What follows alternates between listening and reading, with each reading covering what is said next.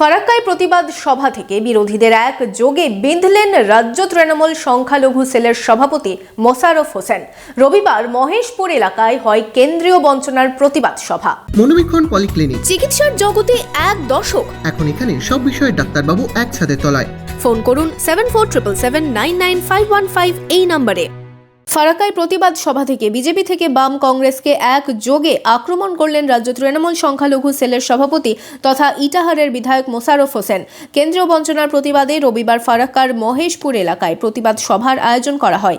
এই সভায় উপস্থিত ছিলেন জেলা পরিষদের সভাধিপতি রুবিয়া সুলতানা, রাজ্য তৃণমূল সংখ্যালঘু সেলের সভাপতি তথা ইটাহারের বিধায়ক মোশাররফ হোসেন, রাজ্য তৃণমূলের সহ সভাপতি মইনুল হক, ফারাক্কার বিধায়ক মনিরুল ইসলাম সহ তৃণমূল নেতৃত্ব। এদিন সভা থেকে বিরোধীদের এক যোগে বিঁধলেন তৃণমূল সংখ্যালঘু সেলের রাজ্য সভাপতি।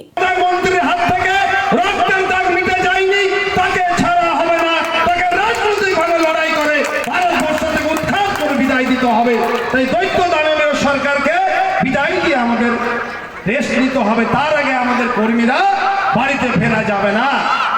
ভারতবর্ষের নিকৃষ্টতম শাসক হিসাবে তার পতন হবে। এই পতনের অধ্যায়ের ইতিহাস